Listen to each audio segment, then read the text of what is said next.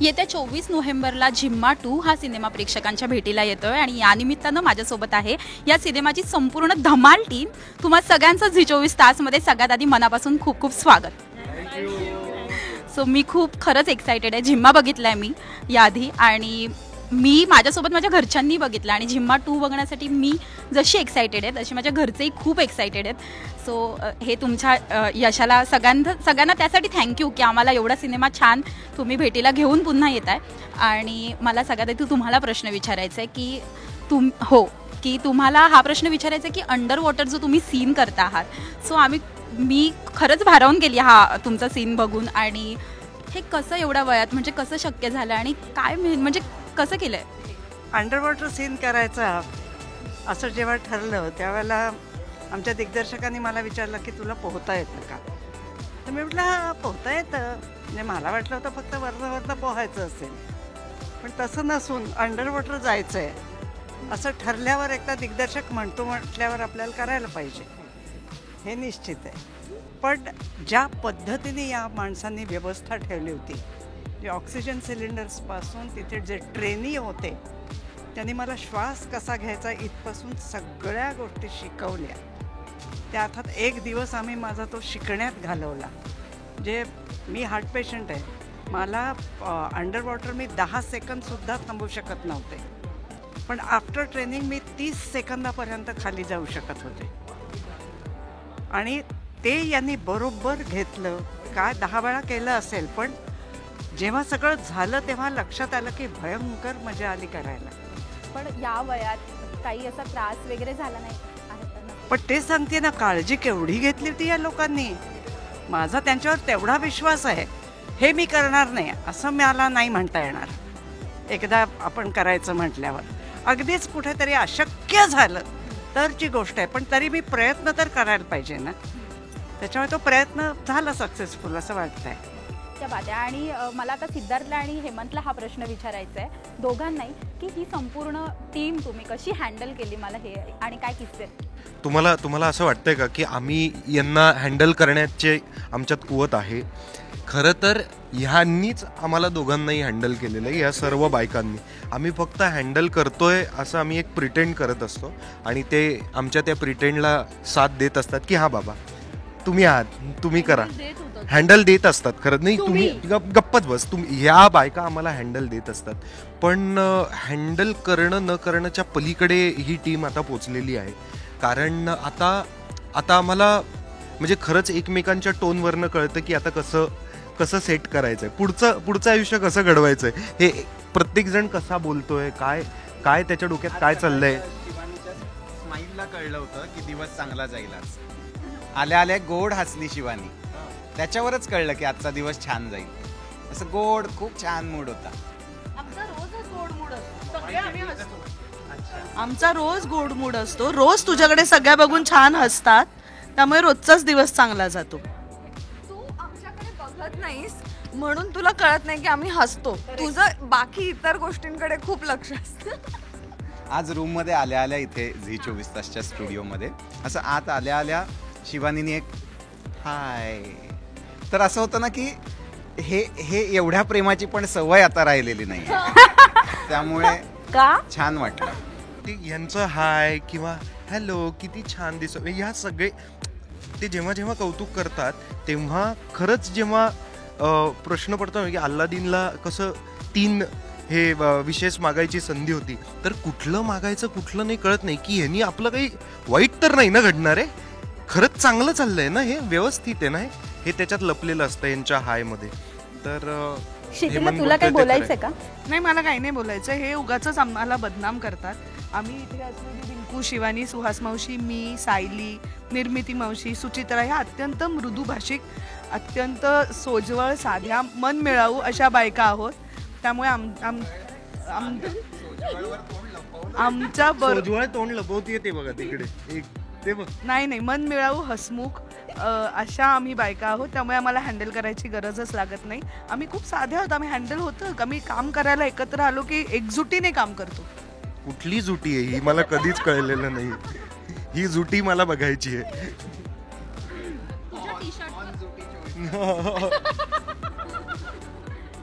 तुझ्या टी शर्टवर काय हौस आहे मला ही, म्हणजे तू आता ठरवलंयस का की डायलॉगचे टी शर्ट घालून फिरायचं आणि हो, कारण बोलू कुठे देतात, मग ऍटलिस्ट टी शर्ट वर तरी लिहून फिरूया. अरे इथेच असं झी 24 तासला वगैरे आल्यावरच काही ती बोलायची संधी मिळते. गाडीत मी किती गप्पा असतो तू पाहिलेलं नाहीयेस मला. या गप्पा करून ठेवतात स्वतःच. बरं इतक्या मग बोलत घरी असतात. पण असंच असतं का तुझ्या? तिथे काय? पण गप्पाच बसावं लागतं. सगळीकडे जिथे जिथे बाई आहे तिथे पुरुषाला गप्प बसणं गरजेचं बरं आहे. ठीक आहे, मिताली आता हा इंटरव्ह्यू बघेल तेव्हा नाही, मी तेव्हा टीव्ही तेवढ्या पुरतं चॅनल बदलेन फक्त. सो आता मी प्रश्न पुढे विचारणारच आहे तुम्हाला सगळ्यांना, पण मला तुमच्या सगळ्यांसोबत एक गेम खेळायचा आहे. त्यासाठी मला तुमच्या 2 टीम पाडायच्या आहेत. सो एक सिद्धार्थची टीम असेल आणि एक हेमंतची टीम असेल. ए सायलीला पण ये ना, 5 सिनेमे केलेत तिने तुझ्या बरोबर. हेच करतो सिद्ध्या, फक्त आग लावायचं काम करतो सगळं व्यवस्थित चालू असताना. आता बघ आता काय मी आग लावली? मी म्हणलं सायलीनं 5 सिनेमे केलेत आणि तू पहिल्यांदा ज्यांच्या बरोबर काम करतोयस रिंकू आणि शिवानी, त्यांना तू टीम मध्ये घेणार का? सायली सायली माझ्या बरोबर असणार टीम आहे. तुला काय करायचं आणि त्यांना करू दे की हेमंत बरोबर? ऐका, ही 3 जणांची टीम, शिकलीये 5 वर्ष, आम्ही आता शिकतोय हे त्याच्यामुळे बघ. आम्ही ही 3 जणांची टीम, त्या 3 जणांची टीम आणि सुहासताई जज असतील. ओके, हो चालेल चालेल, मी आणि सुहासताई जज. नको तू थर्ड अंपायर. हा, चालेल, थर्ड चालेल. अंपायर त्यांनी खूण केली तरच. Okay done.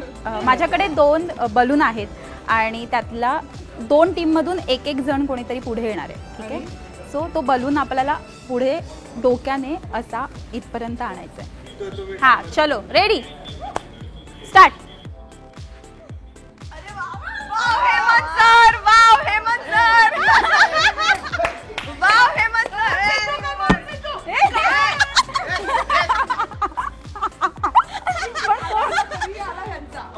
आम्ही जिंकलो. तुम्ही टोपीनी हे करताय. बरं कोण जिंकलं ताई? सुहास मावशी काय ग, आम्ही जिंकलोय की नाही? बरं आता नेक्स्ट कोण जात आहे पुढे? हो स्टार्ट.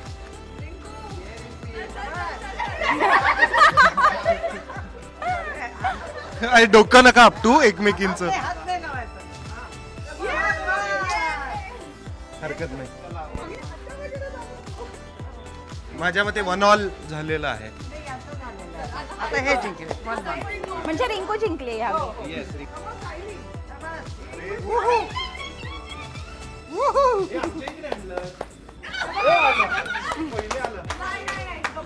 कोण जिंकलं? काय कळलंच नाही मला आता काय झालं ते. तुला कळलं? थोडक्यात टाय मला वाटतं शिवानी जिंकली यावेळी. आम्ही जिंकलो. आम्ही जिंकलो. ये तुम्हाला खूप खूप शुभेच्छा. आता मला तुमच्यासोबत एक गेम खेळायचा आहे आणि ते म्हणजे मला तुमच्यासोबत माझ्याकडे काही म्हणी आहेत आणि त्या म्हणी मला तुमच्यापैकी कोणाला रिलेट होतात हे तुम्हाला सांगायचं आहे. मला वाटते सुहास मावशी व्यवस्थित रिलेट करून सांगू शकेल. हा, कुठली म्हण ती एक कोणाला म्हण लागू सांगेल. पडते? काय गैरसमज नाही, आहेत मी तुमचे म्हणी माझ्यामध्ये? सांगणार. हां. ज्याला सुचेल त्यांनी सांगा. हां, ठीक आहे. सगळ्यात पहिलं, आईजीच्या जीवावर बायजी उधार. नाही. एक ना धड भराभर चिंद्या. सगळ्या इच्छा पराते येई घरा. मला वाटतं निर्मिती. निर्मिती मावशी. निर्मिती. ती खूप ते करते. मॅनिफेस्ट इच्छा तिच्या खूप असतात. उंदराला मांजराची साक्ष. हेमंत डोमे आणि सिद्धार्थ चांदेकर. अगदी बरोबर, अगदी बरोबर. बरोबर दोघं एक असतात. कामापुरता मामा. कामापुरता मामा. गोड बोलायचं जेव्हा काहीतरी काम असेल आमच्याकडे, नंतर पण असं काय काम असेल माझं तुमच्याकडे? असं काय काम असेल माझं तुमच्याकडे? ते काम आहे? ती माझी इच्छा आहे. काय तुला सांगायचंय का? नाही जाऊ दे. बोल बोल बोल. जेव्हा तुला थालीपीठ खायची असतात गरम गरम, हा तेव्हा बरं तू गोड बोलतोस. भाकरी, हा जेव्हा काही हवं असेल. यातनं तू काहीच नाही केलं. थालीपीठ सुहास मावशीनं केलंय आणि भाकरी तिनं केली आहे. भाकरी रिंकूनी केली आहे. बिलकुल आहेस तू. थालीपीठ मी केलं होतं, हे करून सुहासताईने ठेवलं होतं, पण मी थापून तुला दिलं, मी केलं ते. कधीही या टीम सोबत असले गेम खेळायचे. वचवचाट होतो, पाहिलंच ना. आता आपण न्यूज रूम मध्ये जाऊया. माझ्या कलिग्स ना तुम्हाला काही प्रश्न विचारले, तर आपण स्टार्ट करूया. चलो. झिम्मा हा पहिला भाग तर सुपरहिट झाला. जेव्हा झिम्मा 2 ची ऑफर तुझ्याकडे आली तेव्हा तुला काय वाटतं? अर्थात आनंद झालता, कारण झिम्मा सगळ्यांना आवडला, तशी माझीही आवडते आणि लाडकी फिल्म आहे. आणि आपण एका चांगल्या टीमचा आणि चांगल्या प्रोजेक्टचा जर भाग होतो तर कोणत्याही ॲक्टरला आनंदाची गोष्ट आहे. आणि तानिया हे कॅरेक्टर मला खूप रिलेट करणार होतं. आपल्या वाट्याला असे खूप कमी कॅरेक्टर येतात जे आपल्यासारखीच असतात आणि आपल्या जवळपास जाणारी असतात. तर त्याच्यामुळे मी चटकन हा म्हणाले की मला ही झिम्मा 2 करायचं आहे. आणखीन एक प्रश्न आहे जो की सगळ्यांनाच पडलेला आहे की तू लग्न कधी करणार? मी खूप लहान आहे, त्याच्यामुळे हा प्रश्न मला माहिती नाही. राहू दे, छान चाललंय. चांगलं चाललंय, काम करते, छान स्वतःचे पैसे कमवते, आई वडिलांचं नाव मोठं करते. खूप वेळ आहे अजून, लग्न कर नाही असं नाही, पण आधी करिअर बिरिअर. खूप वेळ आहे, जेव्हा असेल तेव्हा सांगेन. बऱ्याचदा असं बोललं माझ्या अगोदर इथे या दोघी आहेत, म्हणजे आहात असं.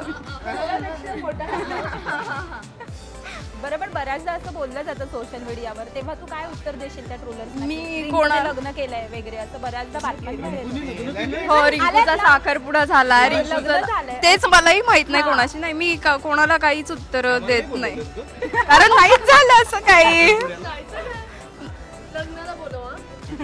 किंवा असं खोटं खोटं कर आणि आम्हाला त्या निमित्ताने घरी बोल. डन, आपल्यात करूयात आपण असं खोटा खोटा खेळ. सो चंदना मॅम प्लीज पुढे या. हॅलो. हाय सिद्धी, मी चंदना, सिद्धार्थची मैत्रीण. ताम्हाणेची, डोंबिवलीची. कल्याण. बरं, माझा प्रश्न आहे तुलाच प्रश्न आहे की हेमंत ऍक्टर की डिरेक्टर ऑलवेज. कारण म्हणजे ॲक्टर तो मला आवडतो, पण तिथे खूप आहे अजून जे त्यांनी एक्सप्लोर करायला हवं आहे, जे मी पाहिलं नाही आहे. म्हणजे एकांकिकांमधनं कदाचित त्यांनी अजून वेगळ्या वेगळ्या भूमिका केल्या असतील, पण मी त्या पाहिलेल्या नाहीत. पण दिग्दर्शक म्हणून बघतोस काय मुजराकर पासून ते झिम्मा 2 पर्यंतचा प्रवास मी खूप जवळून पाहिला आहे. आणि मला असं वाटतं की इट इज ओनली प्रोग्रेशन. म्हणजे प्रत्येक सिनेमागणिक तो he is becoming better as a director, आणि ते त्याच्यातलं मला फार कौतुकास्पद वाटतं. त्यामुळे ऑलवेज डिरेक्टर. आम्हाला ना, म्हणजे हाच प्रश्न तुला सुद्धा असेल की झिम्मा 3 जेव्हा येईल ना, तर अजून ॲडिशन म्हणून आम्हाला मितालीला बघायला आवडेल. म्हणजे घरीही तेच, कामावरही तेच, म्हणजे मी सगळीकडे फक्त हो हो ओके ओके एवढंच करायचं आहे का? हा, खोल्या ठेवायला लागतील नाही का? 2 खोल्या हनीमून कपल्सच्या ठेवायला लागतील. एक्झॅक्टली काय करता ते. पण नाही, मला मिता बरोबर जोक सपाट. खरोखर तिच्यासाठी तशी भूमिका आली आणि असं वाटलं की ती भूमिका करायला योग्य आहे, तर डेफिनेटली कदाचित असं होईल. पण थांबा, अजून 2 येतोय, तो बघा, त्याला चांगला प्रतिसाद द्या, मग 3चं बघू, त्याला खूप वेळ आहे. पण करू पुढच्या वर्षी. मी उगाच एक हे लावतोय, पुढच्या वर्षी करायचं आमची इच्छा आहे. तुमच्या सर्व टीमला एकदा झिम्मा 2 साठी खूप शुभेच्छा.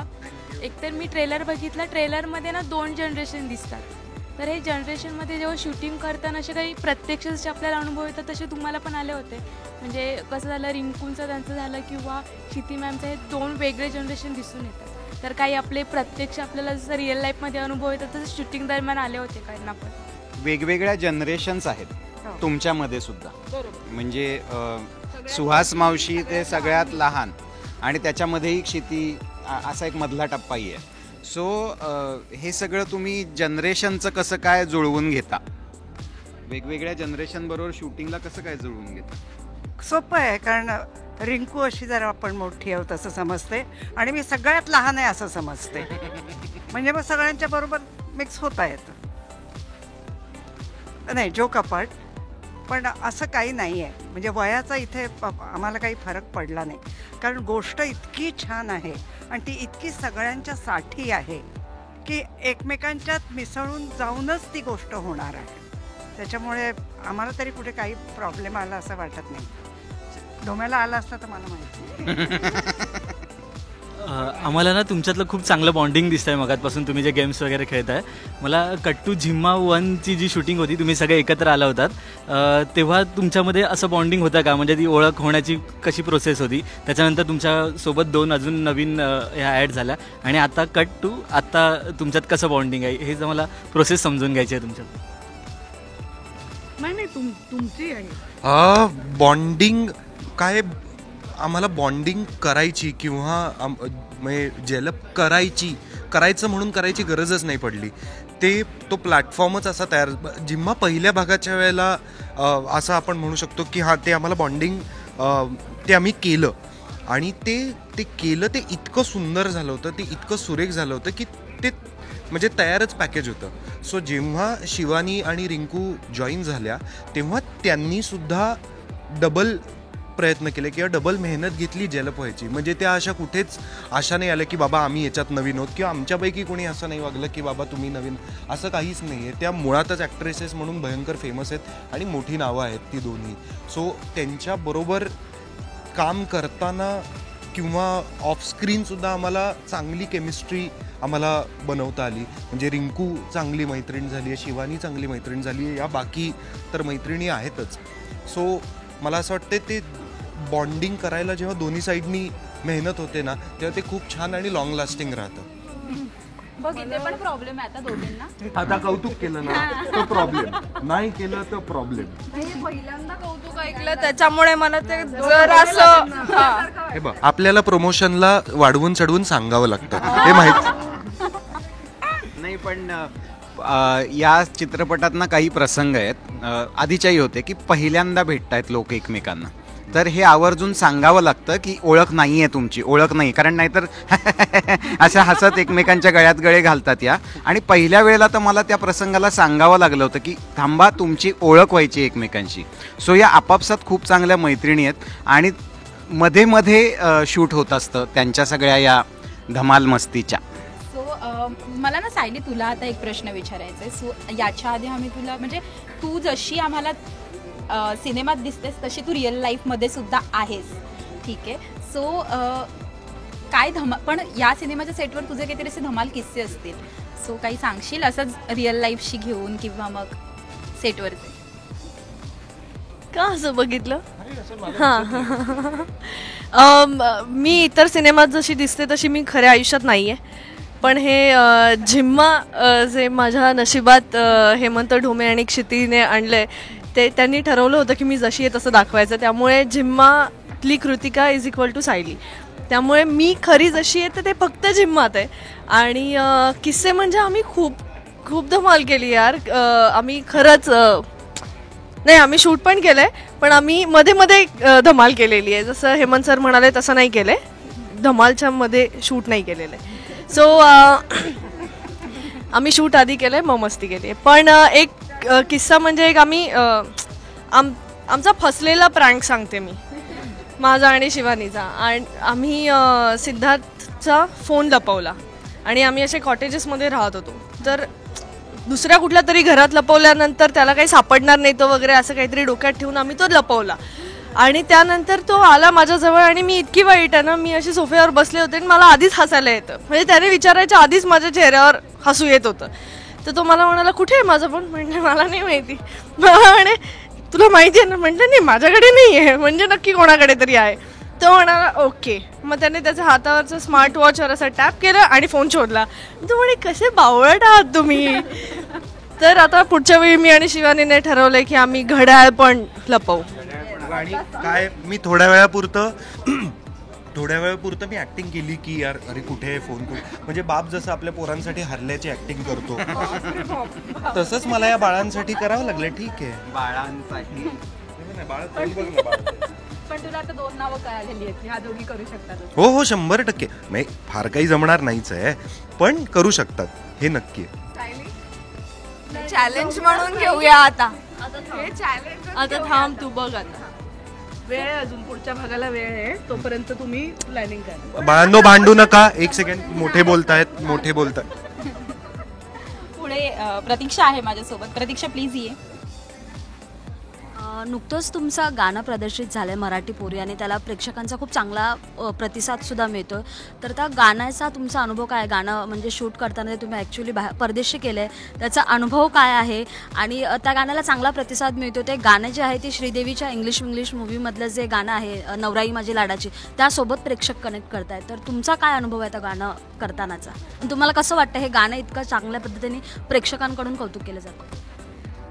खूप मजा येते. आणि आता तुम्ही जे म्हणालात ना की इंग्लिशच्या गाण्यासारशी कम्पेअर करताय, तर ह्याचा मला प्रचंड आनंद आहे. कारण तो सिनेमासुद्धा एका अर्थाने वुमन एम्पॉवरमेंटबद्दल होता, एका बाईबद्दल तो सिनेमा होता इंग्लिश. आणि त्यातल्या एखाद्या पॉप्युलर गाण्याशी आपल्या सिनेमातलं जो सिनेमासुद्धा बायकांचा किंवा ज्याच्यात बायका प्रोटॅगनिस्ट आहेत, बायकांची मतं मांडणारा सिनेमा आहे, अशा सिनेमातल्या एखाद्या गाण्याशी ते कम्पेअर होतं आहे. ह्याचा एक तर मला प्रचंड आनंद आहे आणि अभिमानही आहे. आणि I am very thankful to Amit Raj की ते गाणं लोकांना हे गाणं ऐकल्यावर आठवतं आहे. आणि गमतीचं म्हणाल तर खूप मजा केली आहे आम्ही. म्हणजे हो, परदेशी शूट झालं आहे, सगळ्यांनी खूप रिहर्सल केली आहे नाचाची. आदल्या दिवशी सुहास मावशीलाही नाचवलं आहे आम्ही खूप.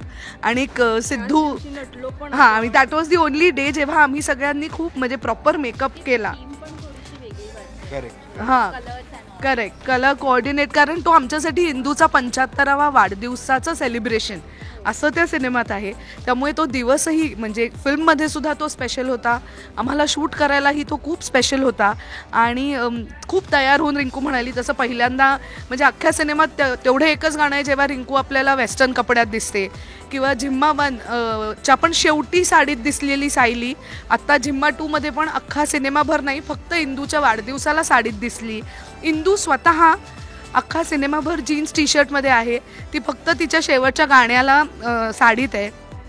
शिवानी जी अख्खा सिनेमाभर कम्प्लिटली विदाऊट मेकअप शूट केलं आहे, फक्त त्या गाण्यापुरतं तिने मेकअप केला आहे, केस केले आहेत आणि कशी छान तयार होऊन आली आहे. सो ते गाणं आमच्या सगळ्यांसाठी सगळ्याच दृष्टीने खूप स्पेशल आहे. आणि ते आता लोकांना इतकं आवडतं आहे, आम्हाला खूप रील्स येतात आणि लोक त्यावर आनंदाने बायका नाचत आहेत. ह्याचं आम्हाला खूप कौतुक आहे आणि खूप भारी वाटतं आहे. आणि तू मगाशी म्हणालीस की ते छान दिसतंय, कलर्स, ते त्याचं सगळं क्रेडिट क्षिती मॅमचं आहे. कारण त्या सगळ्या गाण्याचं costume, colour coordinate decide Kshiti मॅमने केलं. थँक्यू. तुम्हा सर्वांना चित्रपटासाठी ऑल द बेस्ट. माझा प्रश्न सिद्धार्थसाठी आहे की जसं तू या चित्रपटामध्ये तिसऱ्यांदा असं जसं स्त्रियांचं भावविश्व उलगडतो आपण, तशा पद्धतीच्या रोलमध्ये दिसतोय. गुलाबजाममध्ये तू असाच दिसला या रोलमध्ये, झिम्मामध्ये तसाच. आता हा तिसरा सिनेमा म्हणजे हॅट्रिक म्हणता येईल आपल्याला. आणि तू रिअल लाईफमध्ये पण तुझ्या पोस्ट म्हण किंवा मध्यंतरी तू आईबद्दल जी पोस्ट केलेली त्यावरून, तर हे डेलिब्रेटली नाही पण कुठेतरी बदल झाला पाहिजे. किंवा जसं बाकी लोक घाबरतात की लोक काय म्हणतील वगैरे वगैरे, तर हे सगळं थोडं बाजूला ठेवून आपण अपफ्रंटली समोर आलं पाहिजे असं तुला म्हणजे तुझ्या अपब्रिंगिंगमध्ये आहे की तू ही विचारसरणी येते कुठून? कारण सगळे पुरुष असे नसतात. म्हणून मी तुला त्या अर्थाने प्रश्न विचारतोय हा की इतक्या साऱ्या बायकांमध्ये कामं करणं म्हणजे भूमिकेमध्ये पण हे कुठेतरी उतरलं असेल, तर या अनुभवाबद्दल तू काय सांगशील की पर्सनल लाईफचा प्रोफेशनलमध्ये फायदा झाला किंवा इथे हा रोल भूमिका साकारताना त्याचा पर्सनलमध्ये फायदा झाला, या संदर्भात थोडासा प्रकाश टाकला तर छान होईल. या सिनेमात एक डायलॉग सुद्धा आहे. हो, बरोबर. म्हणजे सांगणं खरं तर हेच आहे की ही आमच्या फॅमिलीची गरज होती. म्हणजे आईबद्दल जे काही आम्ही घडवून आणलं, आईचं लग्न लावलं, ती आमच्या फॅमिलीची गरज होती. कारण मी गेली 20 वर्ष आईला एकटं पाहिलेलं आहे. आणि कसं आहे ना, पोरच असतात ज्यांना आपल्या आईवडिलांचे डोळे ओळखता येतात. त्या डोळ्यांमधनं कळतं की ह्याच्यात कोरडेपणा आहे का, ह्याच्यात आयुष्य आहे. आणि हळूहळू दिसू लागलं होतं की या डोळ्यांमध्ये बारीकसा कोरडेपणा येऊ लागला आहे. आणि तो माझ्या ताईच्या लग्नानंतर आणि माझ्या लग्नानंतर आणखी जास्त जाणवू लागला जेव्हा आमचं भावविश्व सुरू झालं होतं. हे म्हणजे याचं पण एक उत्तर आहे की लोक म्हणतील की अरे मग तुला आईची काळजी घेता येत नाही का, किंवा तुला काय होतं का, तुला काय तिला सांभाळता येणार नाही आहे का. पण आम्हाला सगळ्यांना नाही, मला तरी हे लक्षात येणं फार गरजेचं होतं की मी तो पुरेसा पुरुष नाही आहे ज्याची गरज आईला आहे. म्हणजे पुरुष म्हणून प्रत्येक वेळेला असं वाटतं की काय यार मी आहे ना, काय फरक पडतो. मी आहे ना, तिची काळजी केलं, पण तिला नाही आहे तुझी गरज. खरं तर तिला एका वेगळ्या पुरुषाची गरज आहे आणि तो तू नाही आहेस हे समजणं फार गरजेचं आहे. जर का ते जुळून येत असेल तर वेल अँड गुड. मग असं अजिबात आम्ही काही रिव्होल्युशनरी नाही केलं की आता ज्या एकट्या आया आहेत त्यांची सगळ्यांची लग्न लावा, असं काही नाही. ते प्रत्येकाचं आयुष्य असतं. माझ्या आईच्या आयुष्याबाबतीत आम्हाला ही गोष्ट जाणवली आणि आम्ही तसं केलं. आणि म्हणजे बायकांबाबतीत म्हणशील तर मी वाढलोच बायकांमध्ये. मी काय, हेमंत काय, आम्ही दोघंही खरं तर. म्हणून त्यांनी हा सिनेमा बनवला आहे आणि म्हणून त्यांनी मला या सिनेमासाठी निवडलं आहे. कारण म्हणजे आम्ही 16-17 वर्ष ओळखतो एकमेकांना. आमच्या आयुष्यातल्या बायकांबाबतीत आणि आमच्या आयुष्यातल्या बायका हा टॉपिकच पूर्णपणे वेगळा आहे. कारण आम्ही घडलो त्यांच्यामुळे. आम्ही आत्ता जे काही आहोत, आमच्या पायावर उभे आहोत, ते फक्त आणि फक्त त्या बायकांमुळे आहे. आणि खरंच सांगतो, त्या नसतील तर काहीच नाही आहे आम्हाला करायला, किंवा आमच्याकडनं क्रिएटिव्ह काहीतरी बाहेर आणायला काहीच नाही आहे. आमची क्रिएटिव्हिटी त्यांच्यापासून येते, आमचा समजूतदारपणा, प्रॅक्टिकॅलिटी त्यांच्यापासून येते. सो आम्ही जे कोण आत्ता आहोत ते त्या बायकांमुळे आहोत. सो म्हणून मला म्हणजे बायकांबद्दलचे सिनेमे असतील त्यात काम करायला किंवा ते पाहायला मला भयंकर आवडतं. कारण the most complex thing after big bang is woman. माझा याच्यावरूनच हेमंत सरांना प्रश्न आहे की जसं त्यांनी सांगितलं की आजूबाजूच्या बायका किंवा तुम्ही बायकांमध्येच म्हणजे बालपण किंवा आजूबाजूला बऱ्याच बायका, तर झिम्मामध्ये जे कॅरेक्टर्स दिसतात ते रिअल लाईफमध्ये तुमच्या कुठे आजूबाजूला किंवा तिथून इन्स्पायर झालेलं काही असं काही आहे की पूर्ण फ्रिक्शनल आहे? नाही, खूप सारी पात्र आहेत ती आजूबाजूची आहेत. एकतर निर्मला कोंडे पाटील हे जे पात्र आहे, जे निर्मिती सावंत यांनी साकारलं आहे, ते माझ्या आईवर बेस्ड आहे. म्हणजे माझी आई जी अशीच आहे खऱ्या आयुष्यात. ती एकतर ती ज्या ग्रुपमध्ये असेल तिथे विनोद मजा मस्ती करणारी पहिली ती असते. आयुष्यात जे काही केलेलं नाही आहे ते करून बघण्याची इच्छा खूप आहे. माझी आई आजही आमची संपूर्ण शेती सांभाळते आणि स्वतःचं गेली अनेक वर्ष तिचं आमच्या सगळ्यांपेक्षा जास्त इन्कम आहे. कारण शेतीत जास्त ती पैसे कमवते आत्ताही, आणि ते सगळं पाठवत राहते. कांद्याच्या पट्ट्या वगैरे येतात ना, आत्ताही तिने मला सांगितलं 23 लाख झाले माझ्या कांद्यांचे. सो त्याच्यामुळे ना हे असं होतं ना की इतकी स्ट्रॉंग बाई मी माझ्या आयुष्यात लहानपणापासून पाहिली आहे. सो मला आदर तर अर्थातच असणार आहे, पण मला असं वाटतं या सगळ्याच बायकांबद्दल की तुम्ही तुमचं आयुष्य निवडू शकता आणि तुम्ही जर ठरवलं तर तुम्ही काहीही करू शकता. आणि ही ताकद पुरुषापेक्षा बाईमध्ये जास्त आहे. कारण आपल्याला असं वाटतं की आपण फिजिकली पुरुष म्हणून आपल्याला काहीतरी देणगी आहे की आपण जास्त धष्टपुष्ट आणि शक्तिशाली असे आहोत. पण मला असं वाटतं की तसं चुकीचं आहे. ते बाळाला जन्म देणारी जी आई आहे, जी एवढी हाडं मोडून त्या बाळाला जन्म देते, त्या आईमध्ये जास्त ताकद आहे. सो मला त्यामुळे असं वाटलं की आपण आपल्या आजूबाजूच्या ज्या अशा इन्स्पायर करणाऱ्या स्त्रिया आहेत, म्हणजे आता फॉर दॅट मॅटर क्षितीची जी आई आहे, म्हणजे माझी सासू, जिला मी सासू माझी ढासू असंच म्हणतो, ती तिच्यावरनं बेस्ट हे सुहासताईंचं कॅरेक्टर आहे, इंदुमती कर्णिक. तीही स्वतः माहेरनं CKPच आहे. सो मासे आणि हे सगळं खाण्याची आवड तिच्यात आहे. त्याच्यानंतर याच्यामध्ये जे शेवटपर्यंत जगणं जे आहे ना, म्हणजे मला आठवतं आहे माझ्या सासूचा एक गंभीर अपघात झाला होता आणि त्याच्यानंतर एक ऑपरेशन झालं आणि तेव्हा डॉक्टर म्हणाले की ही रिबर्थ आहे आता तिची. सो आता माणसं कसं घेतात ते की रिबर्थ म्हणल्यावरती जरा जपून आता सांभाळून पुन्हा मला काही, ती उलटी एन्जॉय करायला लागली की आता बोनस आहे ना, रिबर्थ म्हणताय ना म्हणजे बोनस आहे. सो आता फ्री हिट, आता प्रत्येक बॉलला छक्का मारलाच पाहिजे.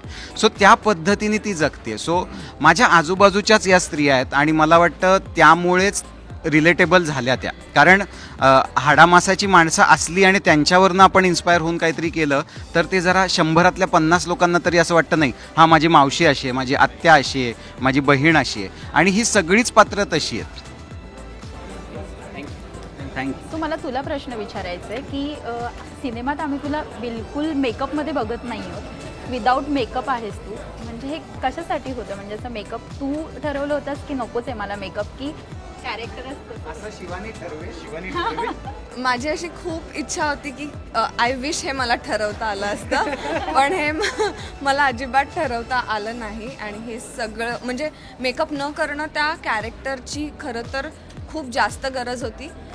पहिले 2-3 दिवस मला नव्हतं कळत की ते काय लेवलला माझ्या परफॉर्मन्ससाठी मला हेल्प करणार आहे, माझा परफॉर्मन्स अपच जाणार आहे त्याच्यामुळे. आणि जी झाली पहिले 2 दिवस नव्हतं वाटलं, पण त्याच्यानंतर मीच त्याची सवय करून घेतली स्वतःला. कारण ॲज अन ॲक्ट्रेस मेकअप शिवाय शूट करायची आपल्याला जास्त सवय नसते. सो 2-3 दिवस त्रास झाला, पण it was very much fine. आणि त्याची मदतच झाली मला माझं कॅरेक्टर उभं करत असताना. तिला 2-3 दिवस मानसिक त्रास झाला की मेकअप नाही आहे. मला आठवतंय एक सीन होता, त्याच्यानंतर मी सगळ्यांसमोर नाही बोललो, तिला मी एक छानसा मेसेज टाईप केला की you have to trust me. म्हणजे तिथपर्यंत गेलेलं की आता लपून मेकअप करू नकोस, कारण ना लपून पहिले 2 दिवस लपून. आणि म्हणलं कॅमेऱ्यात मला दिसतंय पावडर लावली आहेस, इथे कटिंग केलं, मला दिसतंय. नाही मी काहीच केलेलं नाही. मी काही म्हणजे काही म्हणजे घामपण हे बघ तसाच आहे वगैरे नाही, मला कळतंय इथं कटिंग केलंय वगैरे सगळं दिसतं. हलकं बारीक होतं, म्हणजे असं नव्हतं खूप, पण मी म्हणलं you have to trust me. पण त्या दिवशी तिने ते विश्वास ठेवला की नाही ओके. आणि आता मी तिला म्हटलं तू सिनेमा पहा आणि मला सांग की तुला काय वाटतंय. तर आता मग तू ऑडियन्सला सांग तुला काय वाटतं. सिनेमा पाहिल्यानंतर मी पहिल्यांदा येऊन हेमंतला आणि क्षितीला मला सॉरी म्हणायचं होतं, कारण मी खूप त्यांचं लिटरली डोकं खाल्लं होतं. पण ते सिनेमात ज्या प्रकारे दिसतंय आणि खूपच छान दिसतंय. सो थँक्यू सो मच पुन्हा एकदा. ठीक आहे. दोघांनाही पुन्हा एक प्रश्न आहे की दोघी एंट्री घेताय या पूर्ण धमाल टीममध्ये. सो तुम्हाला कसं म्हणजे तुम्ही कसं यांना जॉईन केलं आणि तुमचे दोघींचे काही किस्से असतील तर ते पण आम्हाला ऐकायला.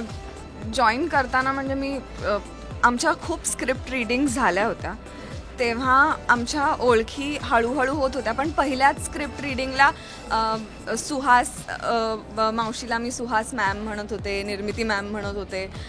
पण ते मीटिंग संपेपर्यंत सुहास मॅमची सुहास मावशी झाली होती, निर्मिती मॅमची निर्मिती ताई झाली होती. सो ते आईस ब्रेकिंग जे काही मोमेंट असतात ते सगळे ह्यांनी इझिली खूपच करून घेतले होते आमच्याकडनं.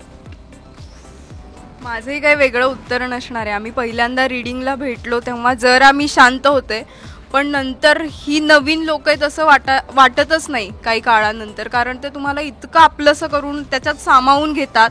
निर्मिती ताईंना मी भेटलेलं तेव्हा मला आठवतंय की रीडिंगच्या वेळी ती फक्त म्हणाली की मस्त करूयात आपण काम. मलाही दडपण होतं, सुहास आजीबरोबर काम करतानाही दडपण होतं, पण त्या तुम्ही करत ते तू इथपर्यंत ते तिचं श्रेय की तिने ते करून घेतलं. त्याच्यामुळे सगळी गोड माणसं आहेत, असं नंतर काहीच दडपण आलं नाही आम्हाला. आम्ही ना तुमचा एक व्हिडिओ बघितला, सोशल मीडियावर खूप व्हायरल होतो आहे मराठी पोरी या गाण्याचा. तर त्यात एक किस्सा घडला आहे, काहीतरी धमाल आहे त्याच्यात. तर तो काय आहे म्हणजे किस्सा? सो त्याच्यामधला तुम्ही स्पेसिफिकली हा किस्सा म्हणताय का की सुहासताईंना नाचाचा हां करेक्ट. तर सिद्धार्थ ते सांगते काय होतं. सो तिला काय आहे ते एका दिवसात आम्ही अख्खं गाणं शूट केलं आहे आणि ते हेक्टिक असणार होतं राईट फ्रॉम डे 1. सुहास मावशीला एवढंच सांगितलं होतं, तिला स्टेप्स येत होत्या, तिला लक्षात राहत होतं. फक्त हेमंतनी असं सांगितलेलं जिथे तुला वाटेल की आपण विसरतोय तिथे एवढं करायला सुरुवात करायची, हे सोडायचं नाही आहे अजिबात. बाकी काहीही विसर, हे विसरू नको. आणि तिनं हे सोडून स्टेप्सच केल्या सगळ्या. हे तिनं एकदाही नाही केल्या, पण तिनं सगळ्या स्टेप्स वेळच्या वेळेवर व्यवस्थित केल्या. आणि तुम्ही गाणं फुल बघितलं असेल तर तुम्हाला कळेल की मध्ये मध्येच या फ्रेममधनं त्या फ्रेममध्ये या बाजूनी त्या बाजूला अशी धावत जाताना तुरू धावत जाताना सुहास मावशी दिसते. आणि त्यावेळेला कुठनं तिनं एनर्जी आणलेली माहिती नाही बाबा. काय तू काय खाल्लेलंस त्या दिवशी सकाळी? तुमची कंपनी, दॅट्स ऑल. तुमची कंपनी मिळाली की सगळी ताकद येते, खूप उत्साह वाटतो आणि करावं असं वाटतं. पण तरीसुद्धा मला असं वाटतं की त्यावेळेला तसे पाय दुखत होते, माझे गुडघे दुखत होते, त्यामुळे अगदी सगळ्याच्या सगळ्या स्टेप्समध्ये मला नाही भाग घेता आला. पण तरी यांनी इतकं सांभाळून घेतलं मला की नाही तू नुसते हात कर ग होत आहे सगळं. मग तिथे झालं, मग एका ठिकाणी मला तर बसवलं आणि मग बसून हात कर म्हणून सांगितलं. असं सगळं ॲडजस्ट करत करत गेल्यामुळे मला ते खूप सोपं गेलं. तर सर्वप्रथम चित्रपटासाठी सर्वांना शुभेच्छा. हा हिट होणार हे मला माहिती आहे. तर मला हा सर्वांनाच प्रश्न विचारायचा आहे की झिम्मा आम्ही बघितला आणि त्यामध्ये बरेच किस्से झाले. कोणी हरवतंय, कोणी न सांगता डेटवरती जात आहे. तर म्हणजे असं बिहाइंड द सीन असं कोणी हरवलेलं का, किंवा असा काही किस्सा की भाई हा तर डोक्यात राहणार आहे नेहमीच? म्हणजे खरं झालंय का असं काही त्या सेटवर? हरवत नाही आम्ही यार, हरवण्याच म्हणजे हरवू देतच नाही. म्हणजे स्वतःत हरवून जाणारे लोक खूप आहेत इकडे, पण फिजिकली हरवणारे लोक अजिबात नाही आहेत.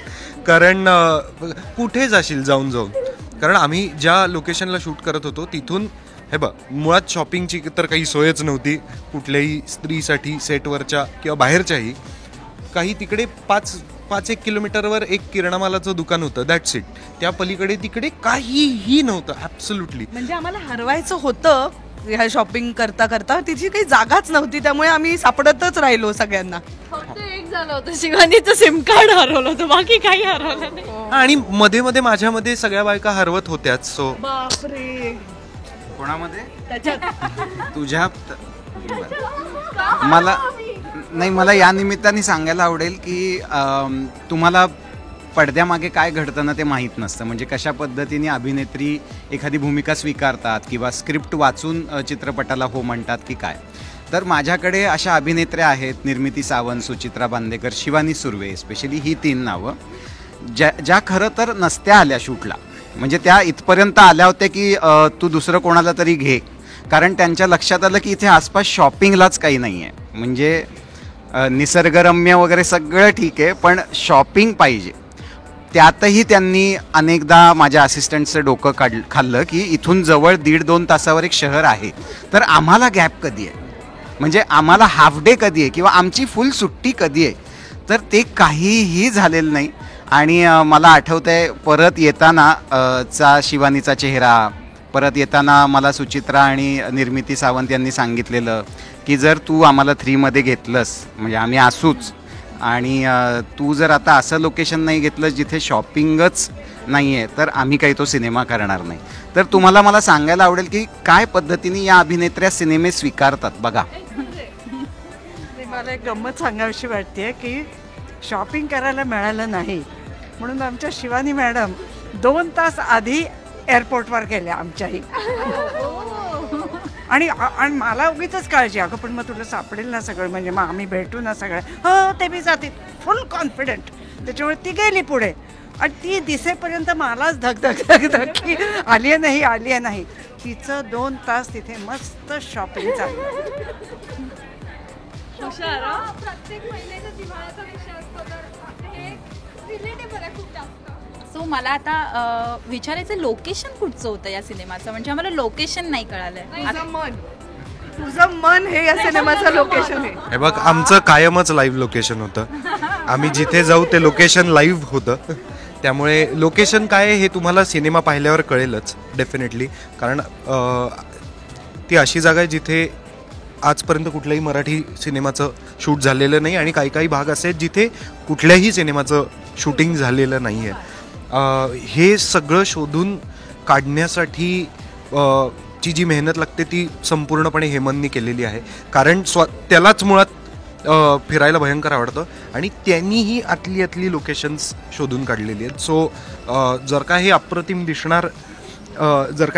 दिसेल किंवा अप्रतिम वाटेल तुम्हाला, तर ते हेमंतच्या स्काउटिंगमुळे आहे. आणि याचं पुढचं लोकेशन आमचं थिएटर्स आहे. आता जवळची आणि लांबची सगळी थिएटर्स हे आमचं लोकेशन. थँक्यू सो मच, तुम्ही आम्हाला वेळ दिला. पण त्यासाठी तुम्हाला मी मगाशीच म्हणालेली तसं की त्या गाण्याची स्टेप करून आम्हाला तुमच्याकडून घ्यायची आहे.